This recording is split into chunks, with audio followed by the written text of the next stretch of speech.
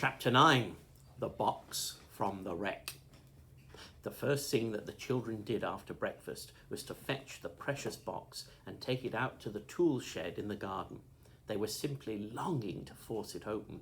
All of them secretly felt certain that it would hold treasure of some sort. Julian looked round for a tool. He found a chisel and decided that would be just the thing to force the box open. He tried, but the tool slipped and jabbed his fingers.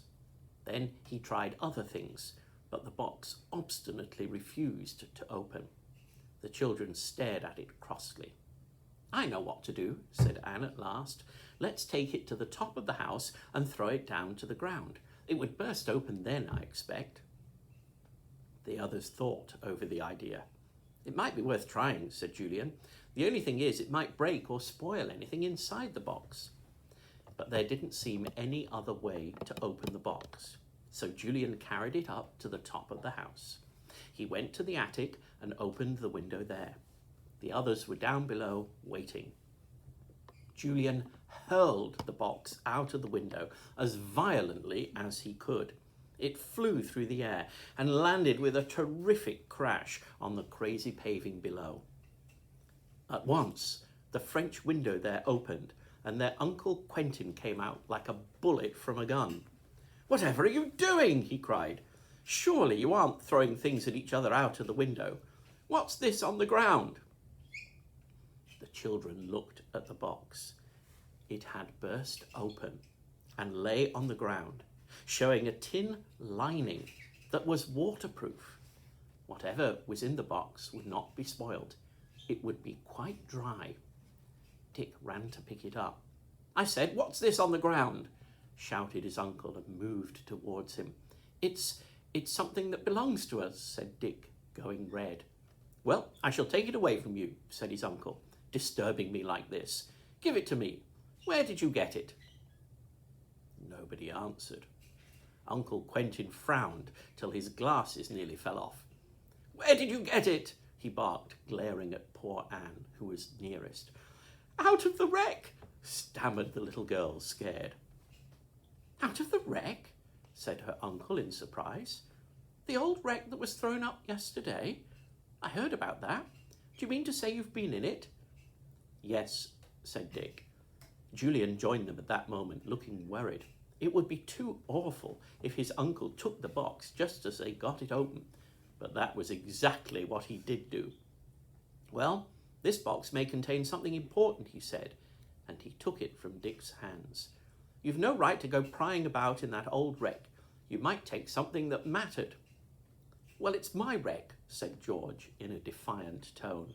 "Please, Father, let us have the box. We just got it opened. We thought it might hold a gold bar or something like that." "A gold bar?" said her father with a snort. "What a baby you are. This small box would never hold a thing like that. It's much more likely to contain particulars of what happened to the bars. I have always thought that the gold was safely delivered somewhere, and that the ship, empty of its valuable cargo, got wrecked as it left the bay." "Oh, Father, please, please let us have our box," begged George, almost in tears. She suddenly felt certain that it did contain papers that might tell them what had happened to the gold. But without another word, her father turned and went into the house, carrying the box, burst open and cracked, its tin lining showing through under his arm.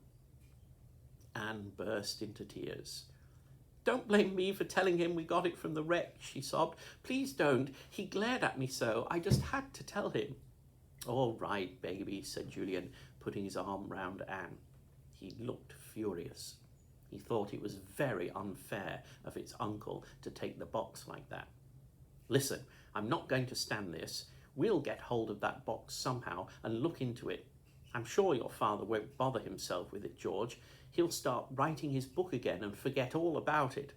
I'll wait my chance and slip into his study and get it, even if it means a telling off if I'm discovered." "Good," said George. "We'll all keep a watch and see if Father goes out." So they took it in turns to keep watch. But most annoyingly, their Uncle Quentin remained in his study all the morning. Aunt Fanny was surprised to see one or two children always about the garden that day instead of down on the beach. "Why don't you all keep together and swim or do something?" she said. "Have you quarrelled with one another?" "No," said Dick, "of course not." But he didn't say why they were in the garden. "Doesn't your father ever go out?" he said to George when it was her turn to keep watch. "I don't think he leads a very healthy life." "Scientists never do," said George, as if she knew all about them. "But I tell you what, he may go to sleep this afternoon. He sometimes does." Julian was left behind in the garden that afternoon. He sat down under a tree and opened a book. Soon he heard a curious noise that made him look up. He knew at once what it was. "That's Uncle Quentin snoring," he said in excitement. "It is. Oh, I wonder if I could possibly creep in at the French window and get our box." He stole to the windows and looked in. One was a little way open, and Julian opened it a little more. He saw his uncle lying back in a comfortable armchair, his mouth a little open, his eyes closed, fast asleep. Every time he took a breath, he snored. "Well, he really does look sound asleep," thought the boy, "and there's the box just behind him on the table. I'll risk it. I bet I'll get an awful telling off if I'm caught, but I can't help that." He stole in. His uncle still snored. He tiptoed by him to the table behind his uncle's chair. He took hold of the box. And then a bit of the broken wood of the box fell to the floor with a thud. His uncle stirred in his chair and opened his eyes. Quick as lightning, the boy crouched down behind his uncle's chair, hardly breathing. "What's that?" he heard his uncle say. Julian didn't move. Then his uncle settled down again and shut his eyes. Soon there was the sound of his rhythmic snoring. "Hooray," thought Julian, "he's off again." Quietly he stood up, holding the box. On tiptoe he crept to the French window. He slipped out and ran softly down the garden path. He didn't think of hiding the box. All he wanted to do was get to the other children and show them what he had done. He ran to the beach where the others were lying in the sun. "Hi," he yelled, "hi, I've got it, I've got it." They all sat up with a jerk, thrilled to see the box in Julian's arms. They forgot all about the other people on the beach. Julian dropped down on the sand and grinned. "Your father went to sleep," he said to George. "Tim, don't lick me like that. And George, I went in and a bit of the box dropped on the floor and it woke him up." "Golly," said George, "what happened?" "I crouched down behind his chair till he went to sleep again," said Julian. "Then I fled. Now, let's see what's in here. I don't believe your father's even tried to see." He hadn't. The tin lining was intact. It had rusted with the years of lying in the wet, and the lid was so tightly fitted down that it was almost impossible to move it. But once George began to work at it with her pocket knife, scraping away the rust, it began to loosen, and in about a quarter of an hour it came off. The children bent eagerly over it. Inside lay some old papers and a book of some kind with a black cover. Nothing else at all. No bar of gold, no treasure. Everyone felt a little bit disappointed.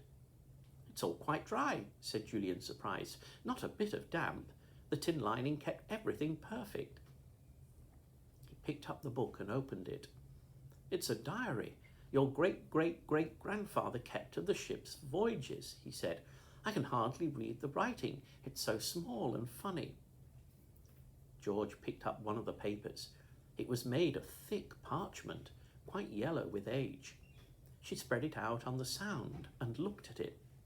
The others glanced at it too, but they couldn't make out what it was at all. It seemed to be a kind of map. "Perhaps it's a map of some place he had to go to," said Julian. But suddenly George's hands began to shake as she held the map, and her eyes gleamed brilliantly as she looked up at the others. She opened her mouth, but didn't speak. What's the matter? Said Julian curiously. What's up? Have you lost your tongue? George shook her head and then began to speak with a rush. Julian, do you know what this is? It's a map of my old castle, Kirin Castle, when it wasn't a ruin. And it shows the dungeons.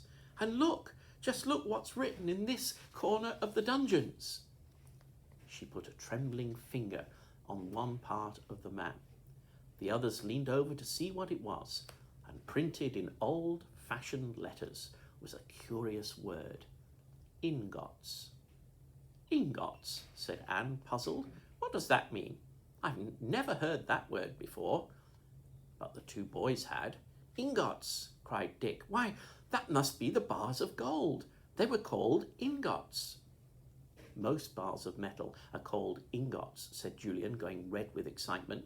But as we know there is gold missing from that ship, then it really looks as if ingots here meant bars of gold. Oh, golly, to think they may still be hidden somewhere under Kirin Castle. George, isn't it terribly, awfully exciting? George nodded. She was trembling all over with excitement. If only we could find it, she whispered. If only we could. We'll have a jolly good hunt for it, said Julian. It will be awfully difficult because the castle is in ruins now and so overgrown. But somehow or other we'll find those ingots. What a lovely word. Ingots, ingots, ingots. It somehow sounded more exciting than the word gold. Nobody spoke about gold anymore. They talked about the ingots. Tim couldn't make out what the excitement was at all. He wagged his tail and tried hard to lick first one and then another of the children.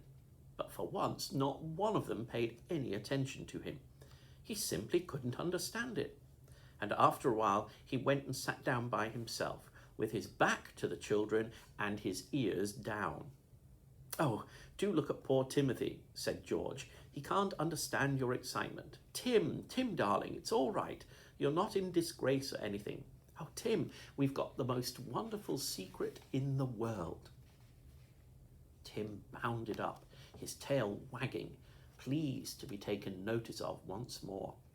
He put his big paw on the precious map, and the 4 children shouted at him at once. Golly, we can't have that torn, said Julian. Then he looked at the others and frowned. What are we going to do about the box, he said. I mean, George's father will be sure to miss it, won't he? We'll have to give it back. Well, can't we take out the map and keep it, said Dick. He won't know it was there if he hasn't looked in the box, and it's pretty certain he hasn't. The other things don't matter much. There are only that old diary and a few letters. To be on the safe side, let's take a copy of the map, said Julian. Then we can put the real map back and replace the box. They all voted that a very good idea. They went back to Kirin Cottage and traced out the map carefully. They did it in the tool shed because they didn't want anyone to see them. It was a strange map. It was in 3 parts. This part shows the dungeons under the castle, said Julian. And this shows a plan of the ground floor of the castle. And this shows the top part. My word, it was a fine place in those days. The dungeons run all under the castle. I bet they were pretty awful places. I wonder how people got down to them. We'll have to study the map a bit more and see, said George. It all looks rather muddled to us at present. But once we take the map over to the castle and study it there, we may be able to make out how to get down to the hidden dungeons. Whew, I don't expect any children ever had such an adventure as this. Julian put the traced map carefully into his jeans pocket. He didn't mean it to leave him. It was very precious. Then he put the real map back into the box and looked towards the house. What about putting it back now, he said. Maybe your father is still asleep, George. But he wasn't. He was awake. Luckily, he hadn't missed the box. He came into the dining room to have tea with the family, and Julian took his chance.